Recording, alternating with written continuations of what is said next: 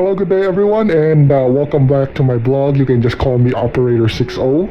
And recently, hindi pa ako nakakapag-update ng aking aviation journal dito sa aking blogs kasi medyo, for about a year kasi medyo, aminado ako, medyo na-sidetrack ng konti yung aking sabihin na nating mga agendas regarding sa aviation. Pero obviously naman, the reason kaya din na sidetrack yun is because I've already explained it on my previous blog journal entries na nagkaroon ng konting some problems regarding it, kaya hindi ko na ipagpatuloy yung hindi ko na update yung mga blog journals ko regarding sa aviation. And at the same time, to complicate things, medyo nag-ano ako sa trabaho ko bilang seaman, sumakay ako ng barko, so medyo na sidetrack yun since I can't really juggle all that, all at the same time. But anyway, hindi naman ako nandito para magsabi ng status ko regarding sa nangyari sa akin within this past year.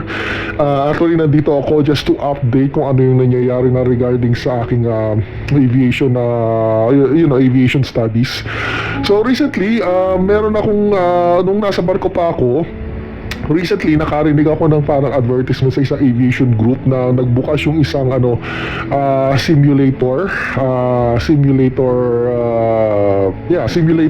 na nagbukas sila sa open sa public, and everybody can parang bukas siya sa public ko, pwedeng lahat ng tao pwedeng mag-avail ng simulator flight training nila ng open to the public. Hindi mo kailangan mag-enroll sa isang school or anything. It's open as it's open for in the public. And I think some of you might really know, some of you might know now yung tinatawag na YATSAR simulations by now. I think it's a good way itong nung nag-open itong company na to nung a few months ago, and ngayon na nandito ako sa Pilipinas, since hindi naman ako technically makakabalik pa sa aviation schooling given sa sitwasyon ko, nag-decide ako na i-try ko muna yung simulator nila. And honestly, hindi pa naman ako nasa simulator nung nasa studies pa ako So, it might as well give me a heads up kasi ganun din naman. Kung isa kang aviation student, darating ka din naman sa punto na part ng education mo talaga ay pumunta ka ng simulator. Now, of course, itong YATSAR simulation, medyo nasa Parañaque siya. Ang address nila is 3rd floor sila. Parang nasa gitna sila ng isang condominium residence. Nasa 3rd floor sila, Lanzones building Westwood Village Condominium, Sucat, Parañaque. So from my place dito sa Marikina, medyo malayo ang biniyahe ko kasi halos isa't kalahati din siya, kasi ang Parañaque medyo dulo na rin din siya ng Metro Manila, and ako nasa Marikina since nasa east area ako nasa east area ako ng Metro. Ngayon, kaya ako na-curious din, kaya ako tinry din yung YATSAR simulations is because since na ganun din naman, magsisimulator din naman ako throughout my aviation, throughout my studies sa aviation, kaya ako nag-simulator is for practical reasons. Now, there are good things about mag-try ka ng simulation kasi there are practical reasons. Most of them, sinulat ko na lang dito kasi napakarami nang naisip ko, and then suddenly ngayon, nasa harapan ako ng camera, hindi ko siya maalala. So, sorry, medyo na mental block ako. So, ito ang isang dahilan kung bakit maganda ang simulator sa atin sa aviation schools. Una, safety. Obviously, sa mga flight simulators, nandiyan yung controlled environment na hindi mo na kailangang i-risk yung sarili mo na sa real aircraft na pag bumagsak yung aeroplano.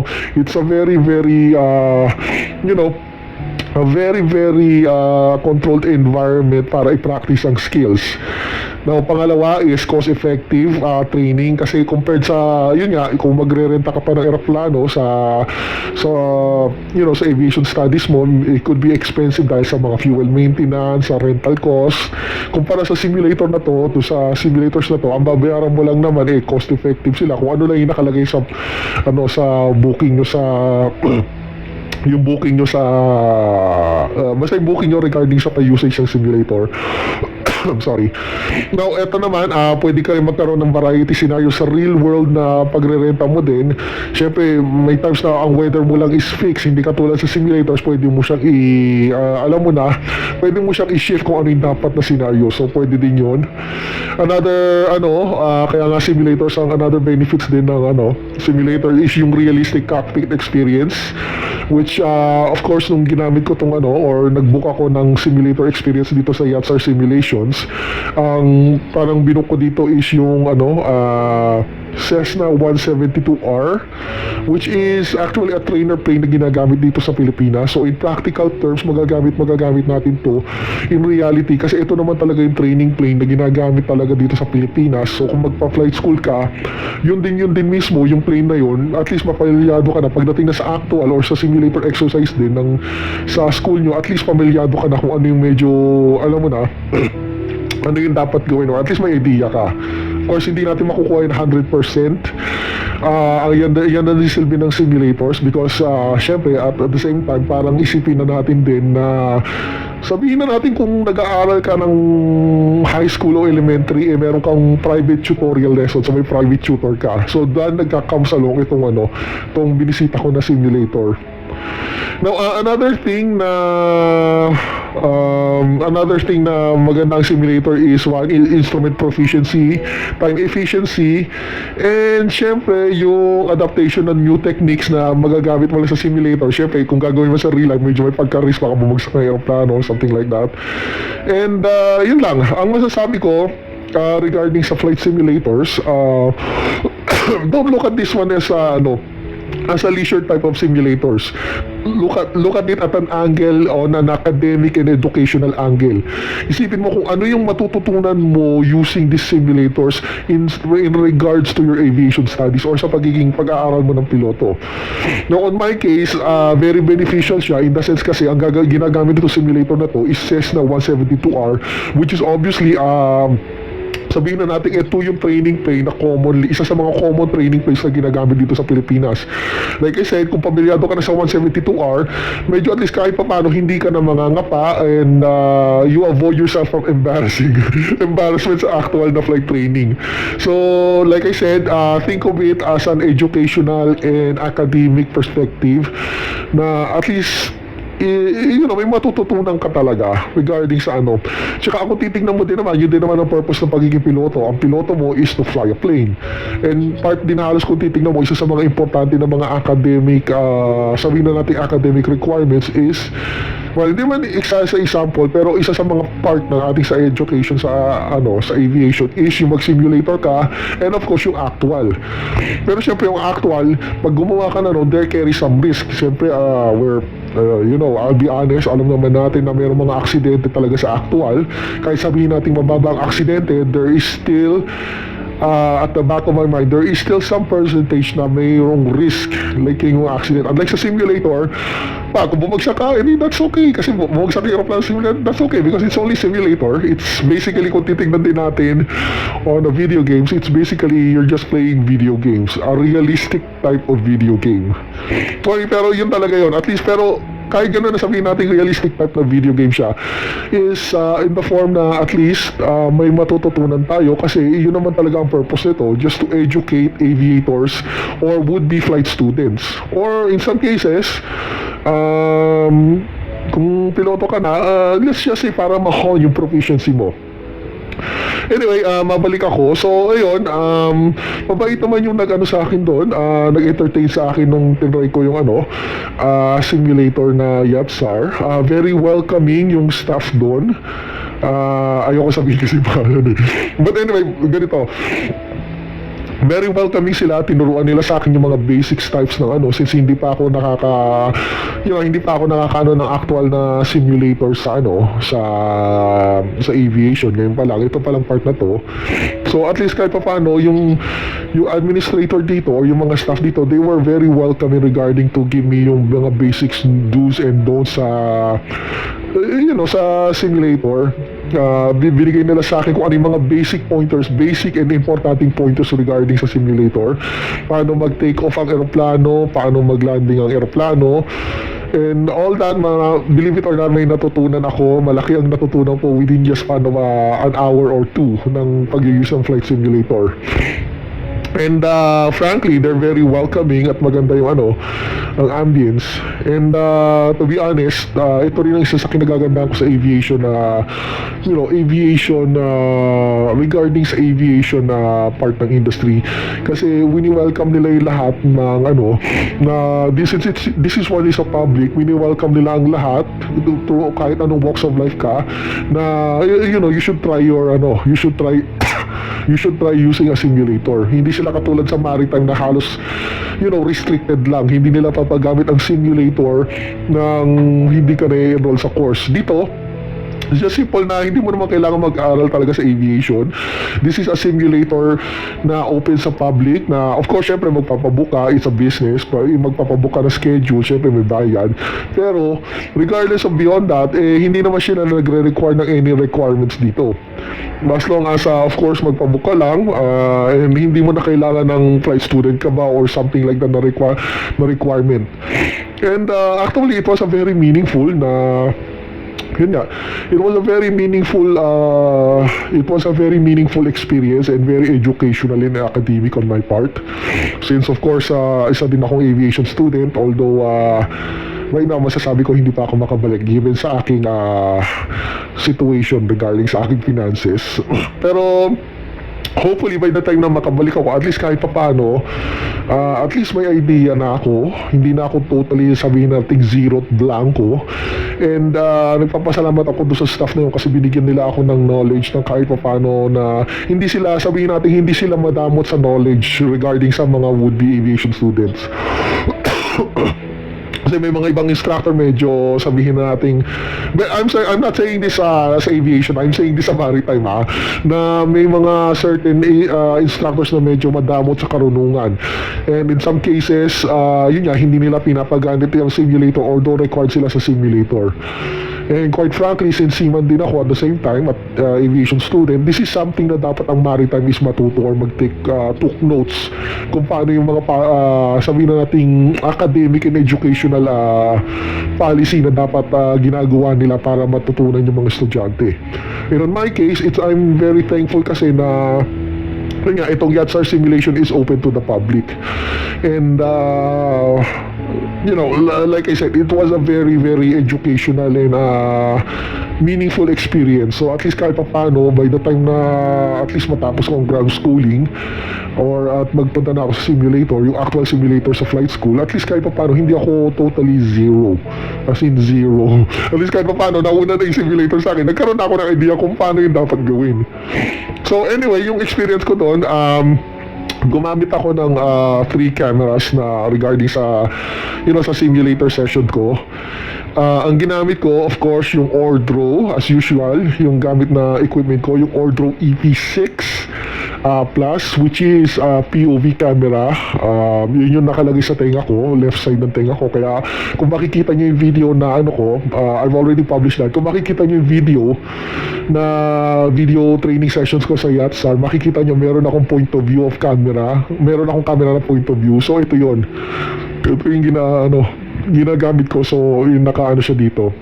And of course, tinesting ko na rin regarding dito, itong matawag dito, tinesting ko na rin itong Instago 360. Pasensya na, medyo iba yung itsura ng Insta360 Go 3 ko ngayon kasi medyo parang minodify ko ng konti at dinesign ko para maging spy camera. Pero dito, hindi naman siya spy camera. Alam naman ng instructors at nagpaalam din ako doon sa instructors sa simulators na magkukuha ako ng video for educational and academic review na rin para kahit pa paano sabihin na natin maintindihan ko kung ano yung sinasabi nila, turo nila. Kasi nung pag nandun ka din sa minsan sa bilis sa simulator, hindi mo kagad na-absorb at na-overwhelm ka kagad sa sabihin natin sa information na kailangan mong gawin. So at least kahit pa paano, may mababacktrack ko kung ano yung information at instructions na sinabi sa akin through using this camera or action camera. So sa mga magsisimulators dyan, I highly recommend na meron kayong action camera para i-record yung mga simulator training sessions nyo. It is very important, at least parang isipin mo, wala ka ng time. Kasi kung sasabihin natin traditional way ka na mag-acquire ng knowledge, katulad ng say, halimbawa, nasa college ka, magsusulat ka pa, hindi ganon sabihin natin, there's not enough room para sa simulator para mag-take down notes. It's best you do it electronically, katulad nito, I've already recorded it on video format, kung ano yung dapat na yun nga, dapat kong matutunan regarding or dapat kong tandaan regarding sa flight, regarding sa simulator type of flight. So at least kahit paano makakatulong talaga siya. As a aviation student or aspiring aviation student, kasi hindi pa naman ako fully integrated or hindi pa ako fully, sabihin natin ang personally hindi ko pa ma-consider ang sarili kong fully 100% na aviation student. At least kahit paano meron ka dapat na ganito, action camera to record yung moment, not only to record the moment but to record yung mga helpful academic or educational tips. So, although hindi ko pa nagamit tong Akaso kasi ang problema kasi nitong Akaso ko is yun nga, audio. It's a good thing maayos yung audio nito, kaya ito rin ang ginamit ko kasi maayos ang audio. So, ano pa ba ang masasabi ko? It was a very good experience. Oh yeah, kung gusto nyo i-try, since ang Yatsar simulation is open to the public, I will leave the link ng website nila down below here sa video na yon. You can kindly check it out for yourself, and if it piques your interest, you can book a flight for a simulator experience sa kanilang website. Do keep in mind nga pala na yun nga, lahat ng appointments dito is by booking, walang walk-in. Siyempre para hindi sila, alam mo na, para at least kahit paano prepared sila. And at the same time, think of it in an educational and academic level na hindi lang ito for leisure. It is for, sabihin na natin, for proficiency, and at the same time para may mga tutunan din ang aviation students. In some extent, isipin natin na isa tong private tutorial lessons for aviation na open to the public. O nga pala, pag nagpabook kayo, just to keep you an information, ganito yung magiging booking, batawag dito? Ganito ang magiging booking, itsura ng booking nyo. So you have to present this sa yun nga, sa lobby ng Yatsar Simulations. Obviously, wala nang problema to kasi ine-expect naman nila kayo na may appointment talaga kayo for booking. So, ganitong ang itsura ng ng booking appointment nyo. So remember, ang simulators na naka-ano sa kanila ngayon is yung Cessna 172R, which is very very useful. Like I said 1,000 times, it is very very useful for aviation students kasi yun nga, ito yung plane mismo na ginagamit natin sa education. Of course, may iba pang mga simulators sa airline, pero at the moment, hindi naman tayo aabot dun eh. First things first, punta muna tayo sa academic level. And on my case, sa academic level pa naman ako, which is a student for flight school. So, yun. So, I highly recommend na itry nyo tong Yatsar simulators. So, also, kung hindi kayo aviation students or simply pilot kayo, gusto nyo rin mag-proficiency using a simulator, you can also book sa flight sa kanila. Kasi, ako personally, hindi naman din ako, yung mga computers na ginagamit ko medyo low powered and wala akong technical know-how at space sa bahay para mag-build ng simulators. It's best na mag-book na lang kayo dito. It's more convenient, and at the same time, meron kayong guide with an actual licensed pilot. Bibigyan nila kayo ng talagang mismong guide na isang licensed pilot na para bigyan sa inyo ng mga helpful tips regarding sa simulator. So, yun lang muna. I guess, yun lang muna ang vlog ko muna sa aviation. Hindi na ako magtatagal. If you're really interested on this, if you're really interested before bago kayo mag-aviation study sa flight school, you can try out yung Yatsar simulations for yourself. And you can, visit their website and book a flight, book a flight session dito. Book a flight simulation, sorry. So, yun lang muna sasabihin ko. Again, this is Operator 60. Have a great day, everyone, and see you on my next blog journal sessions. Bye-bye for now. Oh, I'm sorry.